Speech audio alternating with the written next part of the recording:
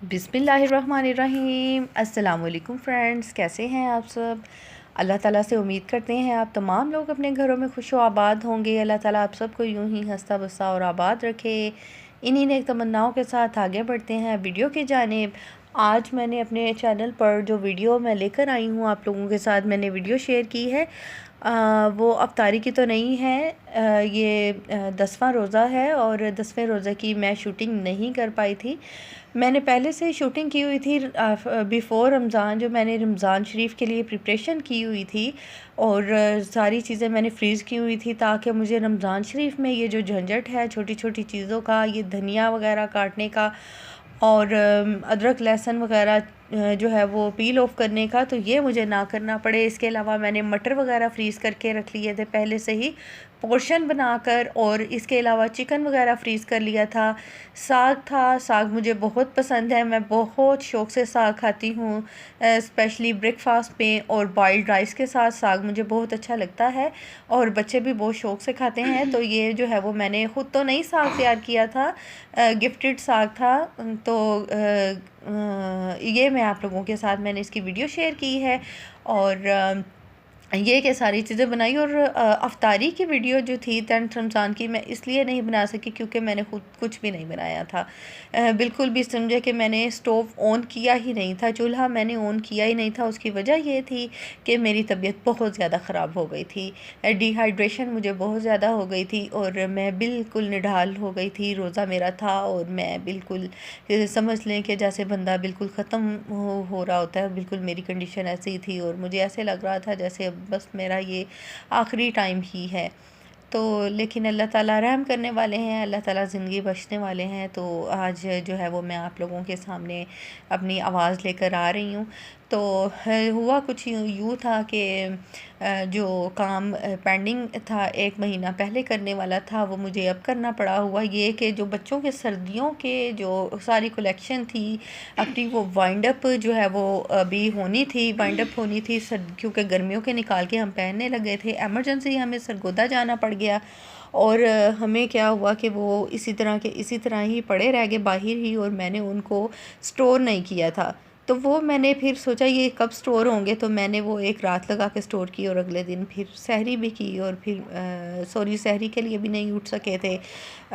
Time ऐसे गुजर गया, एकदम से अचानक आंख लग गई और आधा पौना घंटा बाकी था और कोई पता ही नहीं चला। जैसे ही मैं उठी तो अज़ानें शुरू हो गई थी और सहरी भी बग़ैर रोज़े के मैंने की।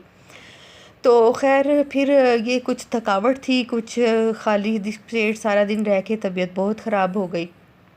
तो बस यही हुआ मेरे साथ, यही कहानी थी मेरी 10वें रोज़े की और इस वजह से फिर मैं शूट नहीं कर पाई। और जो खाना वगैरह आया अफ्तारी में वो बाहर से ही आया और कुछ जो अफ्तारी नेबर्स की तरफ से आ जाती है वही था, बाकी सब कुछ भी नहीं था और मैं कुछ भी नहीं खा पाई थी। मैंने सिर्फ एक पीस फ्रूट का लिया था तो वो भी मुझे वॉमिट हो गई। खैर रात को फिर मेडिसिन वगैरह ली अफ्तारी के बाद, तो फिर रात गए लेट नाइट मेरी तबीयत जो थी बेहतर हो गई और मैंने अल्हम्दुलिल्लाह अगले दिन फिर रोज़ा रख लिया। तो ये कहानी थी। तो यहाँ पर मैं देखिए गोभी फ्रीज़ कर रही हूँ, गोभी वगैरह काट कर, सब्ज़ियाँ जो थी वो मैंने फ्रीज़ कर ली थी आलमोस्ट जो हो सकती थी। मैंने गाजर फ्रीज़ की और मूंगरे फ्रीज़ की है, हस्बैंड को बहुत पसंद है। मिक्स वेजिटेबल बनाने के लिए गोभी वगैरह मैंने फ्रीज़ की। तो ये आप देख सकते हैं वीडियो में कि मैं किस तरह जो है वो सारी प्रिपरेशन कर रही हूँ। ये रमज़ान से कुछ दिन पहले की है, मौसम भी उस वक़्त ठंडा था, इतनी गर्मी नहीं थी।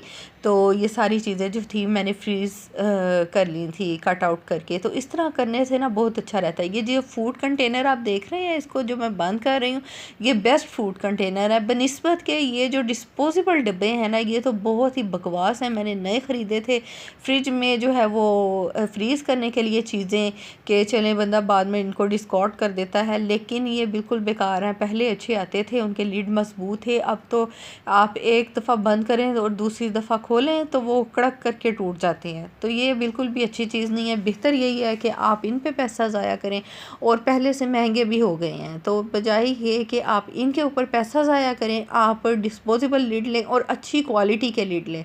सस्ते वाले जो है वो कंटेनर, फूड कंटेनर आप ना लें, एक ही दफ़ा अच्छे ले लेंगे। एयर टाइट कंटेनर हैं तो ये बेस्ट कंटेनर रहे हैं और थोड़े महंगे थे, इतने भी ज़्यादा महंगे नहीं थे।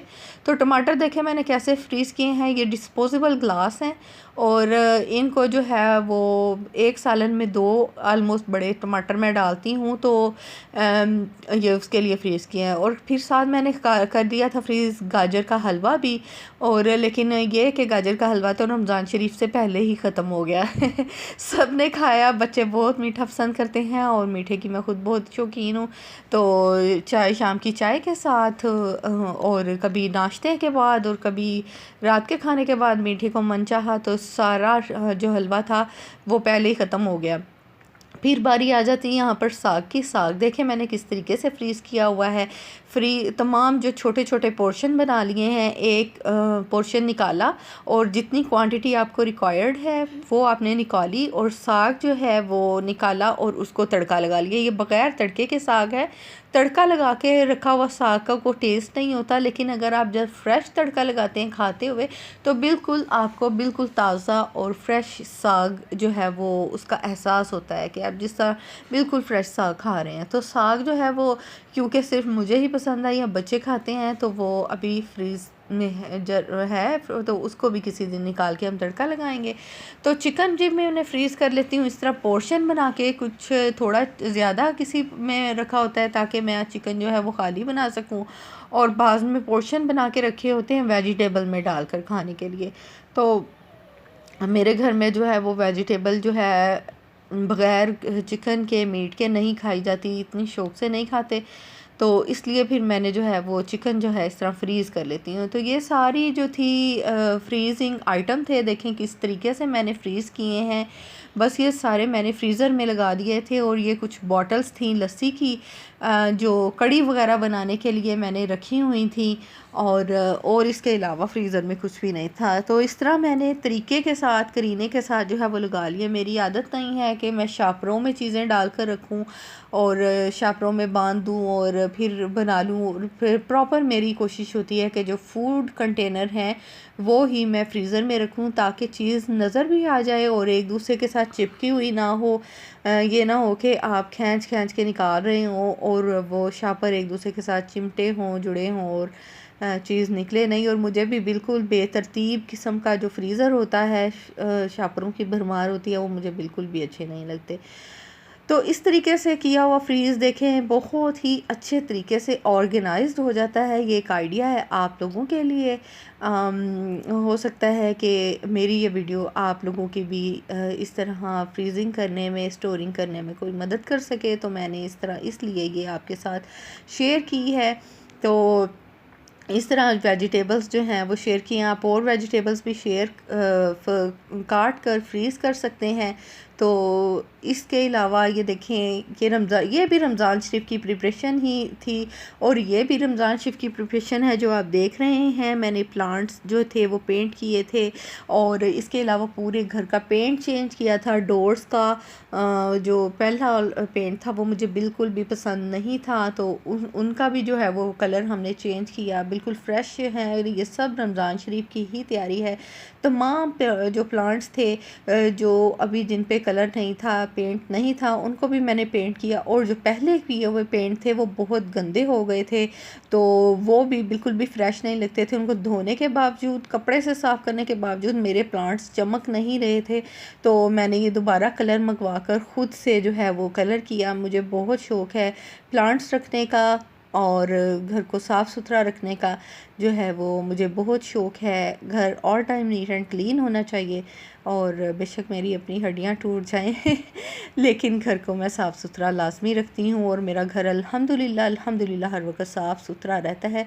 बच्चों को भी मैंने आदत डाली हुई है कि आपने कोई भी चीज़ खानी पीनी है तो वो आपने डस्टबिन में, उनके रैपर जो हैं वो ट्रैश बिन में फेंकते हैं, इधर उधर नहीं फेंकने। तो अल्हम्दुलिल्लाह बच्चे भी कोऑपरेट करते हैं। तो इस तरह ये देखें, जिस तरह आपको प्लांट्स नज़र आ रही हैं, सारे मैंने खुद से पेंट किए, इनमें मिट्टी भरी और इनमें जो है वो नए प्लांट्स लगाए।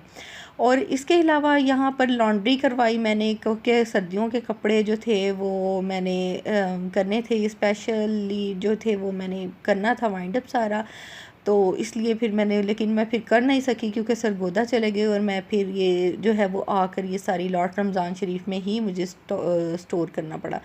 तो ये घर का बाहर का नज़ारा, ये देखें सारे प्लांट्स जो है वो मैंने सेट की और दीवारों के ऊपर जो है वो मैंने आर्टिफिशियल फ्लावर्स लगाए हैं। ये भी मिट्टी के ही पॉट हैं, इनको मैंने पेंट किया 1 बाय 1 और इनके अंदर फिर आर्टिफिशियल जो बंचेस होती हैं वो लाकर लगाई।